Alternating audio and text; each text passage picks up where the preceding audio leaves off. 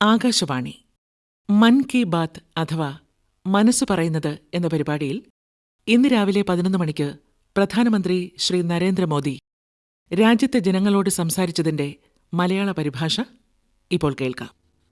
എൻ്റെ പ്രിയപ്പെട്ട നാട്ടുകാരെ, മൻ കി ബാത്തിലേക്ക് സ്വാഗതം. നിലവിൽ പാരീസ് ഒളിമ്പിക്സ് ലോകത്തിൻ്റെ ശ്രദ്ധാകേന്ദ്രമാണ്.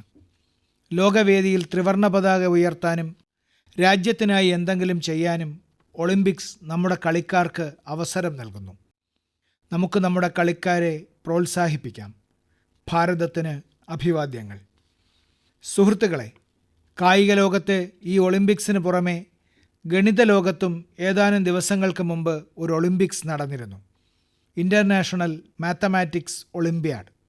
ഈ ഒളിമ്പ്യാഡിൽ ഭാരതത്തിലെ വിദ്യാർത്ഥികൾ മികച്ച പ്രകടനമാണ് കാഴ്ചവെച്ചത്. ഇതിൽ നമ്മുടെ വിദ്യാർത്ഥി സംഘം മികച്ച പ്രകടനം കാഴ്ചവെക്കുകയും 4 സ്വർണ്ണ മെഡലുകളും 1 വെള്ളി മെഡലും കരസ്ഥമാക്കുകയും ചെയ്തു. 100-ലധികം രാജ്യങ്ങളിൽ നിന്നുള്ള യുവജനങ്ങൾ ഇൻ്റർനാഷണൽ മാത്തമാറ്റിക്സ് ഒളിമ്പ്യാഡിൽ പങ്കെടുക്കുകയും മൊത്തത്തിലുള്ള പട്ടികയിൽ ആദ്യ 5 സ്ഥാനങ്ങളിലെത്തുന്നതിൽ നമ്മുടെ വിദ്യാർത്ഥി സംഘം വിജയിക്കുകയും ചെയ്തു. ഭാരതത്തിൻ്റെ പ്രശസ്തി ഉയർത്തിയ ഈ വിദ്യാർത്ഥികളാണ് പൂനെയിൽ നിന്നുള്ള ആദിത്യ വെങ്കട്ട് ഗണേഷ്, പൂനെയിലെ തന്നെ സിദ്ധാർത്ഥ് ചോപ്ര, ഡൽഹിയിൽ നിന്നുള്ള അർജുൻ ഗുപ്ത, ഗ്രേറ്റർ നോയിഡയിൽ നിന്നുള്ള കനവ് തൽവാർ, മുംബൈയിൽ നിന്നുള്ള റൂഷിൽ മാഥൂർ, ഗുവാഹത്തിയിൽ നിന്നുള്ള ആനന്ദോ ഭാദുരി. സുഹൃത്തുക്കളെ, ഇന്നത്തെ മൻ കി ബാത്തിൽ ഞാൻ ഈ യുവവിജയികളെ പ്രത്യേകം ക്ഷണിച്ചിട്ടുണ്ട്. ഇവരെല്ലാം ഇപ്പോൾ ഫോണിൽ നമ്മളുമായി സംവദിക്കുന്നു. നമസ്തേ സുഹൃത്തുക്കളെ. എല്ലാ സുഹൃത്തുക്കളെയും മൻ കി ബാത്തിലേക്ക് സ്വാഗതം ചെയ്യുന്നു. നിങ്ങളെല്ലാവരും എങ്ങനെയുണ്ട്? ഞങ്ങൾ സുഖമായിരിക്കുന്നു സർ. സുഹൃത്തുക്കളെ, മൻ കി ബാത്തിലൂടെ നിങ്ങളുടെ എല്ലാവരുടെയും അനുഭവങ്ങൾ അറിയാൻ ഭാരതീയർ വളരെ ആകാംക്ഷയിലാണ്. ആദിത്യയിലും സിദ്ധാർത്ഥിലും നിന്നാണ് ഞാൻ തുടങ്ങുന്നത്. നിങ്ങൾ പൂനെയിലാണ്. ആദ്യം ഞാൻ നിങ്ങളിൽ നിന്ന് തുടങ്ങും. ഒളിമ്പ്യാഡിനിടെ നിങ്ങൾക്ക് അനുഭവപ്പെട്ട കാര്യങ്ങൾ ഞങ്ങളെല്ലാവരോടും പങ്കിടുക. എനിക്ക് ഗണിതത്തിൽ കുറച്ച് താല്പര്യമുണ്ടായിരുന്നു. എന്നെ 6ാം ക്ലാസ്സിൽ കണക്ക് പഠിപ്പിച്ചിരുന്നത് എൻ്റെ ടീച്ചറായ പ്രകാശ് സാറാണ്. അദ്ദേഹം എനിക്ക് ഗണിതത്തിലുള്ള താല്പര്യം വർദ്ധിപ്പിച്ചു. എനിക്ക് പഠിക്കാൻ കഴിഞ്ഞു. എനിക്ക് അവസരം ലഭിച്ചു. നിങ്ങളുടെ കൂട്ടുകാരൻ എന്താണ് പറയുന്നത്? സർ, ഞാൻ സിദ്ധാർത്ഥാണ്. ഞാൻ പൂനെയിൽ നിന്നാണ്. ഞാൻ 12ാം ക്ലാസ് പാസ്സായതേ ഉള്ളൂ. ഇത് 2ാം തവണയാണ് IMOയിൽ. എനിക്ക് ഗണിതത്തിൽ വലിയ താല്പര്യമുണ്ടായിരുന്നു. ഞാൻ 6ൽ പഠിക്കുമ്പോൾ പ്രകാശ് സാർ ഞങ്ങളെ 2 പേരെയും പരിശീലിപ്പിച്ചു. ഞങ്ങളെ വളരെയധികം സഹായിച്ചു. ഇപ്പോൾ ഞാൻ കോളേജിൽ CMI പഠിക്കുന്നു. ഞാൻ കണക്കും CS പഠിച്ചുകൊണ്ടിരിക്കുന്നു. ശരി. അർജുൻ ഇപ്പോൾ ഗാന്ധിനഗറിലാണെന്നും കനവ് ഗ്രേറ്റർ നോയിഡയിൽ നിന്നാണെന്നും എന്നോട് പറഞ്ഞിട്ടുണ്ട്. അർജുൻ, കനവ്, ഞങ്ങൾ ഒളിമ്പ്യാഡിനെക്കുറിച്ച് ചർച്ച ചെയ്തു. എന്നാൽ നിങ്ങൾ 2 പേരും നിങ്ങളുടെ തയ്യാറെടുപ്പുമായി ബന്ധപ്പെട്ട ചില വിഷയങ്ങൾ ഞങ്ങളോട് പറയുകയാണെങ്കിൽ, ഒപ്പം നിങ്ങളുടെ പ്രത്യേക അനുഭവം പങ്കിടുകയാണെങ്കിൽ നമ്മുടെ ശ്രോതാക്കൾക്കത് പ്രിയങ്കരമാകും. ഹലോ സർ, ജയ് ഹിന്ദ്. ഞാൻ അർജുനാണ്. ജയ് ഹിന്ദ് അർജുൻ. ഞാൻ ഡൽഹിയിലാണ് താമസിക്കുന്നത്. എൻ്റെ അമ്മ ശ്രീമതി ആശാ ഗുപ്ത ഡൽഹി യൂണിവേഴ്സിറ്റിയിൽ ഫിസിക്സ് പ്രൊഫസറാണ്. എൻ്റെ അച്ഛൻ ശ്രീ അമിത് ഗുപ്ത ഒരു ചാർട്ടേഡ് അക്കൗണ്ടൻ്റാണ്. എൻ്റെ രാജ്യത്തിൻ്റെ പ്രധാനമന്ത്രിയോട് സംസാരിക്കുന്നതിൽ എനിക്ക് അഭിമാനമുണ്ട്. ഒന്നാമതായി എൻ്റെ വിജയത്തിൻ്റെ ക്രെഡിറ്റ് എൻ്റെ മാതാപിതാക്കൾക്ക് നൽകാൻ ഞാൻ ആഗ്രഹിക്കുന്നു. കുടുംബത്തിലെ ഓരോ അംഗം ഇത്തരമൊരു മത്സരത്തിന് തയ്യാറെടുക്കുമ്പോൾ അത് ആ അംഗത്തിൻ്റെ മാത്രമല്ല, മുഴുവൻ കുടുംബത്തിൻ്റെയും പോരാട്ടമാണെന്ന് എനിക്ക് തോന്നുന്നു. പ്രധാനമായും നമ്മുടെ പേപ്പറിൽ 3 ചോദ്യങ്ങൾക്ക് 4.5 മണിക്കൂർ, ഒരു ചോദ്യത്തിന് 1.5 മണിക്കൂർ. അതിനാൽ ഒരു ചോദ്യം പരിഹരിക്കാൻ എത്ര സമയമുണ്ടെന്ന് നമുക്ക് മനസ്സിലാക്കാൻ കഴിയും. അതിനാൽ വീട്ടിൽ വളരെ കഠിനാധ്വാനം ചെയ്യണം. ചോദ്യങ്ങളുമായി മണിക്കൂറുകൾ ചിലവഴിക്കേണ്ടി വരുന്നു.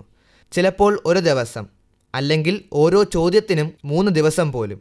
അതിനാൽ ഇതിനായി നമ്മൾ ഓൺലൈനിൽ ചോദ്യങ്ങൾ കണ്ടെത്തണം. ഞങ്ങൾ കഴിഞ്ഞ വർഷത്തെ ചോദ്യങ്ങൾ പരിശീലിക്കുന്നു. അതുപോലെ തന്നെ ഞങ്ങൾ ക്രമേണ കഠിനാധ്വാനം ചെയ്യുമ്പോൾ ഞങ്ങളുടെ അനുഭവം വർദ്ധിക്കുന്നു. ഏറ്റവും പ്രധാനപ്പെട്ട കാര്യം, ചോദ്യങ്ങൾ പരിഹരിക്കാനുള്ള ഞങ്ങളുടെ കഴിവ് വർദ്ധിക്കുന്നു. ഇത് ഗണിതശാസ്ത്രത്തിൽ മാത്രമല്ല, ജീവിതത്തിൻ്റെ എല്ലാ മേഖലയിലും നമ്മെ സഹായിക്കുന്നു. ശരി. കനവ്, എന്തെങ്കിലും പ്രത്യേക അനുഭവം ഉണ്ടെങ്കിൽ എന്നോട് പറയാമോ?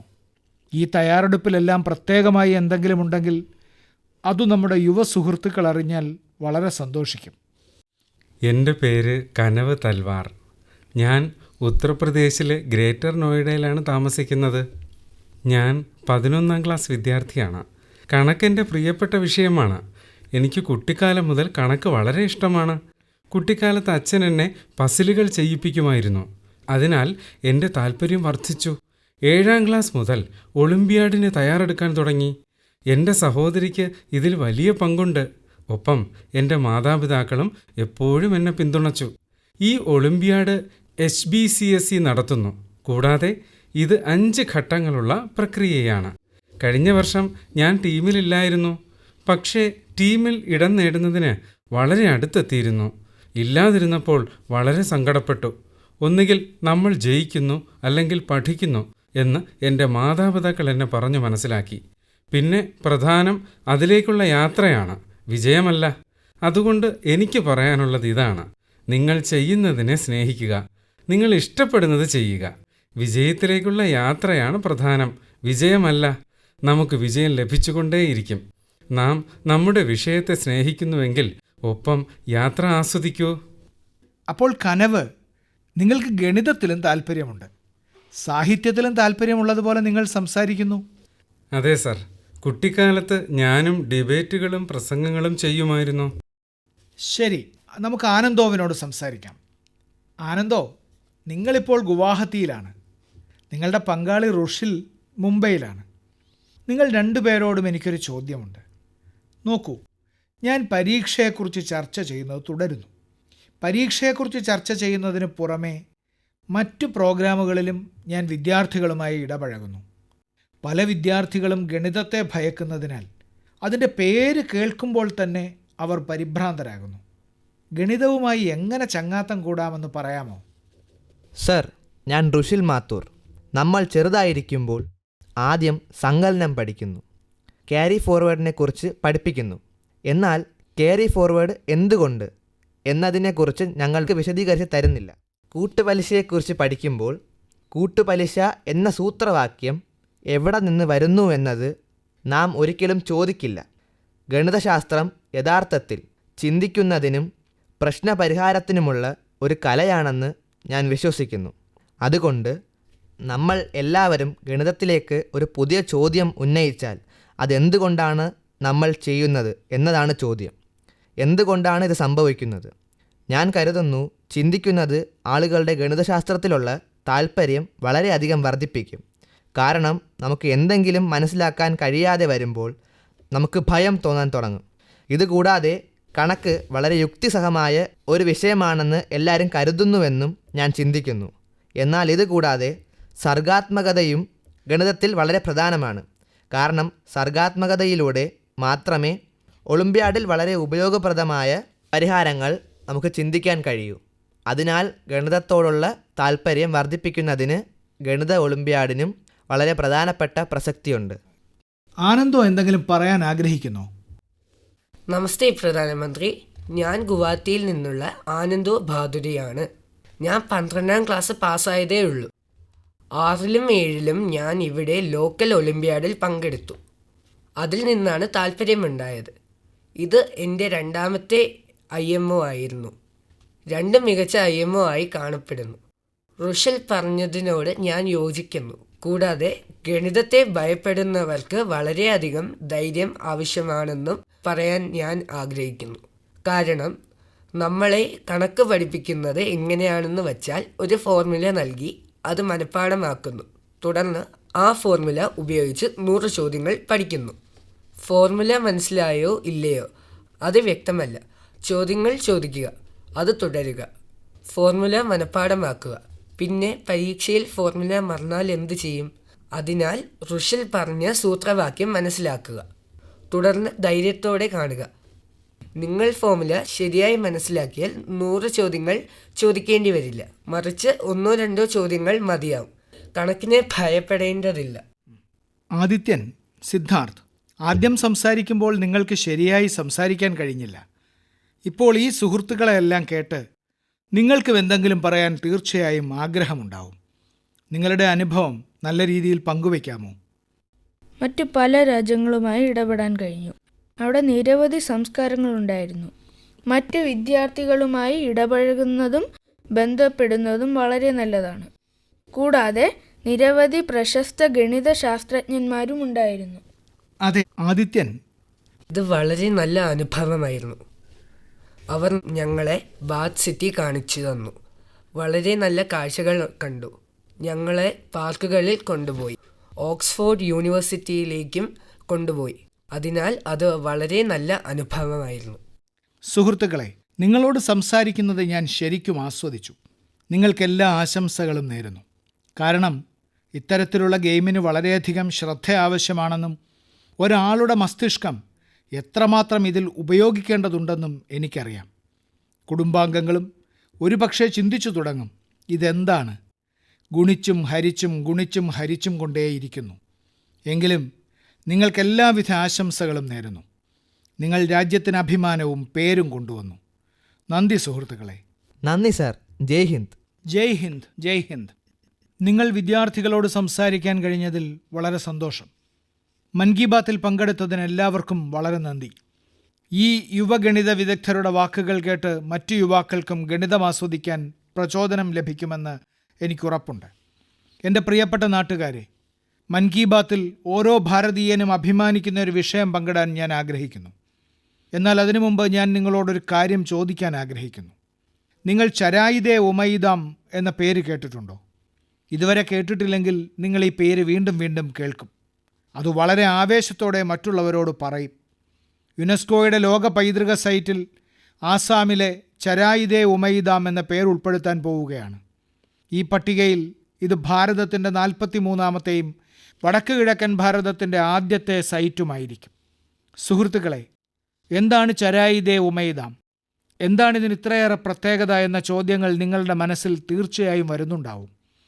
ചരായിദേവു എന്നാൽ കുന്നുകളിലെ തിളങ്ങുന്ന നഗരം, shining city on the hills എന്നാണ് അർത്ഥം. അഹോം രാജവംശത്തിൻ്റെ ആദ്യ തലസ്ഥാനമായിരുന്നു ഇത്. അഹോം രാജവംശത്തിലെ ജനങ്ങൾ പരമ്പരാഗതമായി തങ്ങളുടെ പൂർവികരുടെ മൃതദേഹങ്ങളും അവരുടെ വിലപിടിപ്പുള്ള വസ്തുക്കളും മൈദാമിൽ സൂക്ഷിച്ചിരുന്നു. മൈദാം ഒരു കുന്നുപോലെയുള്ള ഘടനയാണ്. അതിനു മുകളിൽ മണ്ണ് മൂടിയിരിക്കുന്നു. താഴെ ഒന്നോ അതിലധികമോ മുറികളുണ്ട്. അഹോം രാജ്യത്തിലെ അന്തരിച്ച രാജാക്കന്മാരോടും വിശിഷ്ട അതിഥികളോടുമുള്ള ആദരവിൻ്റെ പ്രതീകമാണ് ഈ മൈദാം. നമ്മുടെ പൂർവികരോട് ആദരവ് പ്രകടിപ്പിക്കുന്ന ഈ രീതി വളരെ സവിശേഷമാണ്.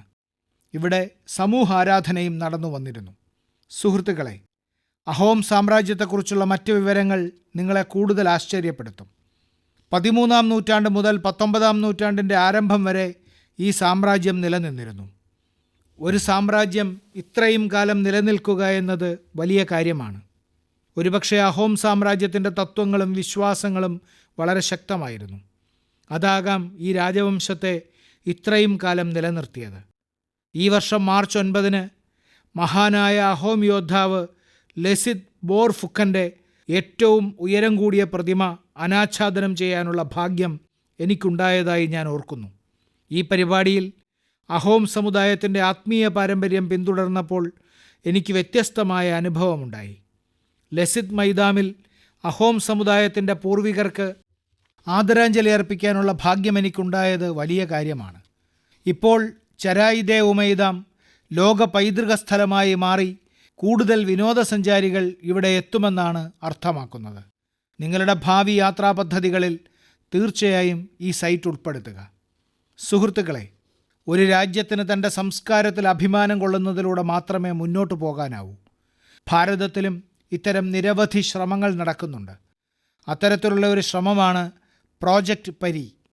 ഇപ്പോൾ പരി എന്ന് കേട്ട് നിങ്ങൾ ആശയക്കുഴപ്പത്തിലാകേണ്ട. ഈ പരി സ്വർഗീയ ഭാവനയല്ല, മറിച്ച് ഭൂമിയെ ഒരു സ്വർഗമാക്കുകയാണ്. പരി എന്നാൽ public art of India. Public ആർട്ടിനെ ജനകീയമാക്കുന്നതിന് വളർന്നു വരുന്ന കലാകാരന്മാരെ ഒരു പ്ലാറ്റ്ഫോമിൽ കൊണ്ടുവരുന്നതിനുള്ള ഒരു പ്രധാന മാധ്യമമായി പ്രോജക്റ്റ് പരി മാറുകയാണ്. നിങ്ങൾ കണ്ടിട്ടുണ്ടാവും, വഴിയോരങ്ങളിലും ചുവരുകളിലും അടിപ്പാതകളിലും അതിമനോഹരമായ ചിത്രങ്ങൾ കാണാം. പരിയുമായി ബന്ധപ്പെട്ട അതേ കലാകാരന്മാരാണ് ഈ ചിത്രങ്ങളും ഈ കലാരൂപങ്ങളും നിർമ്മിച്ചിരിക്കുന്നത്. ഇത് നമ്മുടെ പൊതുസ്ഥലങ്ങളുടെ ഭംഗി വർദ്ധിപ്പിക്കുമ്പോൾ നമ്മുടെ സംസ്കാരത്തെ കൂടുതൽ ജനകീയമാക്കുന്നതിനും സഹായിക്കുന്നു. ഉദാഹരണത്തിന് ഡൽഹിയിലെ ഭാരത് മണ്ഡപം എടുക്കാം. രാജ്യത്തിൻ്റെ വിവിധ ഭാഗങ്ങളിൽ നിന്നുള്ള അതിശയകരമായ കലാസൃഷ്ടികൾ ഇവിടെ നിങ്ങൾക്ക് കാണാൻ കഴിയും. ഡൽഹിയിലെ ചില അണ്ടർപാസുകളിലും ഫ്ലൈ ഓവറുകളിലും ഇത്തരം മനോഹരമായ പൊതുകലകൾ കാണാം. പൊതുകലയിൽ കൂടുതൽ പ്രവർത്തിക്കാൻ സാംസ്കാരിക പ്രേമികളോട് ഞാൻ അഭ്യർത്ഥിക്കുന്നു. ഇത് നമ്മുടെ വേരുകളിൽ അഭിമാനിക്കുന്ന സുഖകരമായ ഒരനുഭവം നൽകും. എൻ്റെ പ്രിയപ്പെട്ട നാട്ടുകാരെ, മൻ കി ബാത്തിൽ ഇനി നമുക്ക് നിറങ്ങളെക്കുറിച്ച് സംസാരിക്കാം. ഹരിയാനയിലെ റോഹ്തക് ജില്ലയിലെ 250-ലധികം സ്ത്രീകളുടെ ജീവിതത്തിൽ സമൃദ്ധിയുടെ വർണ്ണങ്ങൾ നിറച്ച നിറങ്ങൾ. കൈത്തറി വ്യവസായവുമായി ബന്ധപ്പെട്ടിരുന്ന ഈ സ്ത്രീകൾ ചെറുകിട കടകൾ നടത്തിയും കൂലിപ്പണി ചെയ്തും ഉപജീവനം നടത്തിയിരുന്നു. എന്നാൽ എല്ലാവർക്കും മുന്നോട്ട് പോകാനുള്ള ആഗ്രഹമുണ്ടാവുമല്ലോ. ഇതിനായി ഇവർ ഉന്നതി സ്വയം സഹായ സംഘത്തിൽ ചേരാൻ തീരുമാനിച്ചു. ഈ ഗ്രൂപ്പിൽ ചേർന്ന് ബ്ലോക്ക് പ്രിൻറ്റിങ്ങിലും ഡൈയിങ്ങിലും പരിശീലനം നേടി. വസ്ത്രങ്ങളിൽ നിറങ്ങളുടെ മാസ്മരികത വിതറുന്ന ഈ സ്ത്രീകൾ ഇന്ന് ലക്ഷക്കണക്കിന് രൂപയാണ് സമ്പാദിക്കുന്നത്. ഇവർ നിർമ്മിച്ച ബെഡ് കവറുകൾ, സാരികൾ, ദുപ്പട്ട എന്നിവയ്ക്ക് വിപണിയിൽ ആവശ്യക്കാരേറെയാണ്. സുഹൃത്തുക്കളെ, റോഹ്തക്കിൽ നിന്നുള്ള ഈ സ്ത്രീകളെപ്പോലെ രാജ്യത്തിൻ്റെ വിവിധ ഭാഗങ്ങളിലുള്ള കരകൗശല വിദഗ്ധർ കൈത്തറിയെ ജനകീയമാക്കുന്ന തിരക്കിലാണ്. അത് ഒഡീഷയിലെ സാമ്പൽപുരി സാരി ആയിക്കോട്ടെ, മധ്യപ്രദേശിലെ മഹേശ്വരി സാരിയോ, മഹാരാഷ്ട്രയിലെ പൈതാനിയോ, അതുമല്ലെങ്കിൽ വിദർഭയുടെ ഹാൻഡ് ബ്ലോക്ക് പ്രിൻ്റുകളോ, ഹിമാചലിലെ ബൂട്ടിക്കോയുടെ ഷാളുകളോ, കമ്പിളി വസ്ത്രങ്ങളോ, അല്ലെങ്കിൽ ജമ്മു കാശ്മീരിലെ കനി ഷാളുകളോ ആകട്ടെ, കൈത്തറി കരകൗശല വിദഗ്ധരുടെ സൃഷ്ടികൾ രാജ്യത്തിൻ്റെ എല്ലാ കോണിലും ദൃശ്യമാണ്. നിങ്ങളിത് അറിഞ്ഞിരിക്കണം. കുറച്ച് ദിവസങ്ങൾക്ക് ശേഷം ഓഗസ്റ്റ് 7-ന് നാം ദേശീയ കൈത്തറി ദിനം ആഘോഷിക്കും. ഇക്കാലയളവിൽ കൈത്തറി ഉൽപ്പന്നങ്ങൾ വളരെ വിജയകരമായി തന്നെ ജനങ്ങളുടെ ഹൃദയത്തിൽ ഇടം നേടി. ഇപ്പോൾ പല സ്വകാര്യ കമ്പനികളും AI വഴി കൈത്തറി ഉൽപ്പന്നങ്ങളും സുസ്ഥിര ഫാഷനും പ്രോത്സാഹിപ്പിക്കുന്നു. Kosha AI, handloom India, D junk, നോവാടാക്സ്, ബ്രഹ്മപുത്ര ഫേബിൾസ് തുടങ്ങി നിരവധി സ്റ്റാർട്ടപ്പുകളും കൈത്തറി ഉൽപ്പന്നങ്ങൾ ജനകീയമാക്കുന്നതിൽ തിരക്കിലാണ്. ഇത്തരം നാടൻ ഉൽപ്പന്നങ്ങൾ ജനകീയമാക്കാൻ പലരും ശ്രമിക്കുന്നത് കണ്ടപ്പോൾ എനിക്കും സന്തോഷം തോന്നി. നിങ്ങളുടെ പ്രാദേശിക ഉൽപ്പന്നങ്ങൾ #myproductmypride എന്ന പേരിൽ സോഷ്യൽ മീഡിയയിൽ അപ്ലോഡ് ചെയ്യുക. നിങ്ങളുടെ ഈ ചെറിയ ശ്രമം ഒരുപാട് പേരുടെ ജീവിതം മാറ്റിമറിക്കും. സുഹൃത്തുക്കളെ, കൈത്തറിക്കൊപ്പം ഖാദിയെക്കുറിച്ച് സംസാരിക്കാൻ കൂടി ഞാൻ ആഗ്രഹിക്കുന്നു. മുമ്പൊരിക്കലും ഖാദി ഉൽപ്പന്നങ്ങൾ ഉപയോഗിക്കാത്ത, എന്നാൽ ഇന്ന് അഭിമാനത്തോടെ ഖാദി ധരിക്കുന്ന നിരവധി ആളുകൾ നിങ്ങൾക്കിടയിൽ ഉണ്ടായിരിക്കണം. ഖാദി ഗ്രാമവ്യവസായത്തിൻ്റെ വിറ്റുവരവ് ആദ്യമായി 1.5 ലക്ഷം കോടി കടന്നിരിക്കുന്നു എന്ന കാര്യത്തിലും സന്തോഷമുണ്ട്. സങ്കൽപ്പിക്കുക, 1.5 ലക്ഷം കോടി രൂപ. ഖാദിയുടെ വിൽപ്പന എത്രമാത്രം വർദ്ധിച്ചുവെന്ന് നിങ്ങൾക്കറിയാമോ? 400%. ഖാദിയുടെയും കൈത്തറിയുടെയും ഈ വർദ്ധിച്ചു വരുന്ന വിൽപ്പന പുതിയ തൊഴിലവസരങ്ങൾ സൃഷ്ടിക്കുന്നു. ഭൂരിഭാഗം സ്ത്രീകളും ഈ വ്യവസായവുമായി ബന്ധപ്പെട്ടിരിക്കുന്നു. അവർക്കാണ് ഏറ്റവും കൂടുതൽ പ്രയോജനം ലഭിക്കുന്നത്. എനിക്ക് നിങ്ങളോട് വീണ്ടും ഒരു അഭ്യർത്ഥനയുണ്ട്. നിങ്ങൾക്ക് വ്യത്യസ്ത തരം വസ്ത്രങ്ങൾ ഉണ്ടായിരിക്കണം. നിങ്ങൾ ഇതുവരെ ഖാദി വസ്ത്രങ്ങൾ വാങ്ങിയിട്ടില്ലെങ്കിൽ ഈ വർഷം മുതൽ ആരംഭിക്കുക. ഓഗസ്റ്റ് മാസം വന്നിരിക്കുന്നു. ഇത് സ്വാതന്ത്ര്യത്തിൻ്റെ മാസമാണ്, വിപ്ലവത്തിൻ്റെ മാസമാണ്. ഖാദി വാങ്ങാൻ ഇതിലും നല്ല അവസരം മറ്റെന്താണ്? എൻ്റെ പ്രിയപ്പെട്ട നാട്ടുകാരെ, മയക്കുമരുന്നിൻ്റെ വെല്ലുവിളിയെക്കുറിച്ച് ഞാൻ നിങ്ങളുമായി മൻ കി ബാത്തിൽ പലപ്പോഴും ചർച്ച ചെയ്തിട്ടുണ്ട്. തങ്ങളുടെ കുട്ടി മയക്കുമരുന്നിന് ഇരയാകുമോ എന്ന ആശങ്കയിലാണ് ഓരോ കുടുംബവും. ഇത്തരക്കാരെ സഹായിക്കാൻ സർക്കാർ മാനസ് എന്ന പേരിൽ ഒരു പ്രത്യേക കേന്ദ്രം തുറന്നിട്ടുണ്ട്. മയക്കുമരുന്നിനെതിരെയുള്ള പോരാട്ടത്തിലെ വലിയൊരു ചുവടുവയ്പ്പാണിത്. മാനസ് എന്ന ഹെൽപ്പ് ലൈനും പോർട്ടലും ഏതാനും ദിവസങ്ങൾക്ക് മുമ്പാണ് ആരംഭിച്ചത്. സർക്കാർ 1933 എന്ന ടോൾ ഫ്രീ നമ്പർ നൽകിയിട്ടുണ്ട്. ഇതിൽ വിളിച്ചാൽ ആർക്കും ആവശ്യമായ ഉപദേശം അല്ലെങ്കിൽ പുനരധിവാസവുമായി ബന്ധപ്പെട്ട വിവരങ്ങൾ ലഭിക്കും. മയക്കുമരുന്നുമായി ബന്ധപ്പെട്ട മറ്റു വിവരങ്ങൾ ആർക്കെങ്കിലും ഉണ്ടെങ്കിൽ ഈ നമ്പറിൽ വിളിച്ച് നാർക്കോട്ടിക് കൺട്രോൾ ബ്യൂറോയുമായി പങ്കിടാം. മാനസുമായി പങ്കിടുന്ന വിവരങ്ങൾ വളരെ രഹസ്യമായി സൂക്ഷിക്കും.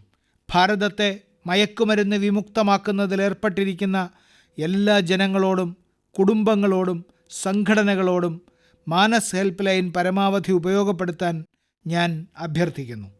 എൻ്റെ പ്രിയപ്പെട്ട നാട്ടുകാരെ, നാളെ ലോകമെമ്പാടും കടുവ ദിനം ആഘോഷിക്കും. കടുവകൾ നമ്മളുടെ സംസ്കാരത്തിൻ്റെ അവിഭാജ്യ ഘടകമാണ്. നമ്മളെല്ലാവരും കടുവയുമായി ബന്ധപ്പെട്ട കഥകൾ കേട്ട് വളർന്നവരാണ്. കാടിൻ്റെ ചുറ്റുപാടുമുള്ള ഗ്രാമങ്ങളിൽ താമസിക്കുന്നവർക്കെല്ലാം കടുവയുമായി ഇണങ്ങി ജീവിക്കുന്നത് എങ്ങനെയെന്നറിയാം. നമ്മുടെ രാജ്യത്ത് മനുഷ്യരും കടുവകളും തമ്മിൽ ഒരിക്കലും സംഘർഷമുണ്ടാകാത്ത നിരവധി ഗ്രാമങ്ങളുണ്ട്. എന്നാൽ ഇവിടങ്ങളിലും കടുവകളുടെ സംരക്ഷണത്തിനായി അഭൂതപൂർവമായ ശ്രമങ്ങൾ നടക്കുന്നുണ്ട്. ജനപങ്കാളിത്തത്തിൻ്റെ ഇത്തരമൊരു ശ്രമമാണ് കുൽഹാടി ബന്ദ് പഞ്ചായത്ത്. രാജസ്ഥാനിലെ രൺഥബോറിലാണ് രസകരമായ ഈ ക്യാമ്പയിൻ ആരംഭിച്ചത്. കോടാലിയുമായി കാട്ടിൽ കയറില്ലെന്നും മരം മുറിക്കില്ലെന്നും പ്രാദേശിക സമൂഹങ്ങൾ സ്വമേധയാ പ്രതിജ്ഞയെടുത്തു. ഈയൊരു തീരുമാനത്തോടെ ഇവിടുത്തെ കാടുകൾ വീണ്ടും ഹരിതാഭമാവുകയും കടുവകൾക്ക് മെച്ചപ്പെട്ട അന്തരീക്ഷം സൃഷ്ടിക്കപ്പെടുകയും ചെയ്തു. സുഹൃത്തുക്കളെ, കടുവകളുടെ പ്രധാന ആവാസ കേന്ദ്രങ്ങളിൽ ഒന്നാണ് മഹാരാഷ്ട്രയിലെ തഡോബ അന്ധാരി ടൈഗർ റിസർവ്. ഇവിടുത്തെ പ്രാദേശിക സമുദായങ്ങൾ, പ്രത്യേകിച്ച് ഗോണ്ട് മാന ഗോത്രങ്ങളിലെ നമ്മുടെ സഹോദരീ സഹോദരന്മാർ ഇക്കോ ടൂറിസത്തിലേക്ക് അതിവേഗ ചുവടുവയ്പ്പുകൾ നടത്തിയിട്ടുണ്ട്. ഇവിടെ കടുവകളുടെ സ്വൈരവിഹാരം വർദ്ധിക്കുന്നതിന് അവർ വനത്തെ ആശ്രയിക്കുന്നത് കുറച്ചു. ആന്ധ്രാപ്രദേശിലെ നല്ലാമലയിലെ കുന്നുകളിൽ താമസിക്കുന്ന ചേഞ്ചു ഗോത്രത്തിൻ്റെ പ്രയത്നവും നിങ്ങളെ അത്ഭുതപ്പെടുത്തും. ടൈഗർ ട്രാക്കേഴ്സ് എന്ന നിലയിൽ വന്യമൃഗങ്ങളുടെ സഞ്ചാരത്തെക്കുറിച്ചുള്ള എല്ലാ വിവരങ്ങളും അവർ ശേഖരിച്ചു. ഇതോടൊപ്പം പ്രദേശത്തു നടക്കുന്ന നിയമവിരുദ്ധ പ്രവർത്തനങ്ങളും നിരീക്ഷിച്ചു വരുന്നു. അതുപോലെ ഉത്തർപ്രദേശിലെ പിലിഭിത്തിൽ നടക്കുന്ന ബാഘ് മിത്ര പരിപാടിയും ഏറെ ചർച്ച ചെയ്യപ്പെടേണ്ടതാണ്. ഇതിനു കീഴിൽ ബാഘ് മിത്രയായി പ്രവർത്തിക്കാൻ പ്രദേശവാസികൾക്ക് പരിശീലനം നൽകുന്നു. കടുവകളും മനുഷ്യരും തമ്മിൽ ഒരു സംഘട്ടനവും ഉണ്ടാകാതിരിക്കാൻ ഈ ബാഘ് മിത്ര പൂർണ്ണ ശ്രദ്ധ ചെലുത്തുന്നു. രാജ്യത്തിൻ്റെ വിവിധ ഭാഗങ്ങളിൽ ഇത്തരം നിരവധി ശ്രമങ്ങൾ നടക്കുന്നുണ്ട്. ഇവയിൽ ചില ശ്രമങ്ങൾ മാത്രമേ ഞാനിവിടെ ചർച്ച ചെയ്തിട്ടുള്ളൂ. എന്നാൽ പൊതുജന പങ്കാളിത്തം കടുവകളുടെ സംരക്ഷണത്തിൽ വളരെയധികം സഹായിക്കുന്നു എന്നതിൽ എനിക്ക് സന്തോഷമുണ്ട്. ഇത്തരം ശ്രമങ്ങൾ മൂലം ഭാരതത്തിൽ ഓരോ വർഷവും കടുവകളുടെ എണ്ണം വർദ്ധിച്ചുകൊണ്ടിരിക്കുകയാണ്. ലോകത്തിലെ കടുവകളിൽ 70% നമ്മുടെ രാജ്യത്താണെന്നറിയുമ്പോൾ നിങ്ങൾക്ക് സന്തോഷവും അഭിമാനവും തോന്നും. ചിന്തിക്കുക, 70% കടുവകൾ. അതുകൊണ്ടാണ് നമ്മുടെ രാജ്യത്തിൻ്റെ വിവിധ ഭാഗങ്ങളിൽ ധാരാളം കടുവ സങ്കേതങ്ങളുള്ളത്. സുഹൃത്തുക്കളെ, കടുവകൾ പെരുകുന്നതിനോടൊപ്പം നമ്മുടെ നാട്ടിലെ വനമേഖലയും അതിവേഗം വർദ്ധിച്ചു വരികയാണ്. ഇതിലും സമൂഹത്തിൻ്റെ പ്രയത്നത്താൽ വൻ വിജയമാണ് കൈവരിക്കുന്നത്. കഴിഞ്ഞ മൻ കി ബാത്ത് പരിപാടിയിൽ ഏക് പേഡ് മാ കെ നാം എന്ന പരിപാടിയെക്കുറിച്ച് ഞാൻ നിങ്ങളുമായി ചർച്ച ചെയ്തിരുന്നു. രാജ്യത്തിൻ്റെ വിവിധ ഭാഗങ്ങളിൽ വലിയൊരു വിഭാഗം ആളുകൾ ഈ ക്യാമ്പയിന് ചേരുന്നതിൽ എനിക്ക് സന്തോഷമുണ്ട്. കുറച്ച് ദിവസങ്ങൾക്ക് മുമ്പ് ശുചിത്വത്തിന് പേരുകേട്ട ഇൻഡോറിൽ ഒരു അത്ഭുതകരമായ പരിപാടി നടന്നു. ഏക് പേഡ് മാ കെ നാം എന്ന പരിപാടിയിൽ ഒറ്റ ദിവസം കൊണ്ട് 2 ലക്ഷത്തിലധികം വൃക്ഷത്തൈകളാണ് ഇവിടെ നട്ടത്. സ്വന്തം അമ്മയുടെ പേരിൽ മരങ്ങൾ നട്ടുപിടിപ്പിക്കുന്ന ഈ ക്യാമ്പയിനിൽ നിങ്ങളും പങ്കാളിയാകണം. ഒരു സെൽഫി എടുത്ത് സോഷ്യൽ മീഡിയയിൽ പോസ്റ്റ് ചെയ്യുക. ഈ ക്യാമ്പയിനിൽ ചേരുന്നതിലൂടെ നിങ്ങളുടെ അമ്മയ്ക്കും ഭൂമാതാവിനും ഇവരിരുവർക്കും വേണ്ടി എന്തെങ്കിലും പ്രത്യേകമായി ചെയ്തുവെന്ന് നിങ്ങൾക്ക് അനുഭവപ്പെടും. എൻ്റെ പ്രിയപ്പെട്ട നാട്ടുകാരെ, ഓഗസ്റ്റ് 15 വിദൂരമല്ല. ഓഗസ്റ്റ് 15നോടിപ്പോൾ ഹർ ഘർ തിരങ്ക അഭിയാൻ എന്ന ഒരു ക്യാമ്പയിൻ കൂടി ബന്ധപ്പെട്ട് കിടക്കുന്നു. കഴിഞ്ഞ കുറച്ചു വർഷങ്ങളായി എല്ലാവരുടെയും ആവേശം ഹർ ഘർ തിരങ്ക അഭിയാൻ രാജ്യമെമ്പാടും ഉയർന്നതാണ്.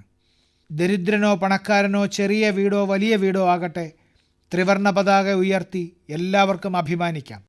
ത്രിവർണ്ണ പതാകയ്ക്കൊപ്പം സെൽഫി എടുത്ത് സോഷ്യൽ മീഡിയയിൽ പോസ്റ്റ് ചെയ്യുന്നതിലും ആവേശം കണ്ടുവരുന്നു. ഒരു കോളനിയിലോ സൊസൈറ്റിയിലോ ഉള്ള എല്ലാ വീട്ടിലും ത്രിവർണ്ണ പതാക പാറിക്കളിക്കുമ്പോൾ താമസിയാതെ മറ്റു വീടുകളിലും ത്രിവർണ്ണ പതാക പ്രത്യക്ഷപ്പെടാൻ തുടങ്ങുന്നത് നിങ്ങൾ ശ്രദ്ധിച്ചിരിക്കണം. അതായത് ഹർ ഘർ തിരങ്ക അഭിയാൻ ത്രിവർണ്ണ പതാകയുടെ പ്രൗഢിയിൽ ഒരു അതുല്യമായ ഉത്സവം സൃഷ്ടിച്ചു. ഇപ്പോൾ ഇതുമായി ബന്ധപ്പെട്ട് പലതരം നൂതനാശയങ്ങളും വന്നു തുടങ്ങിയിരിക്കുന്നു.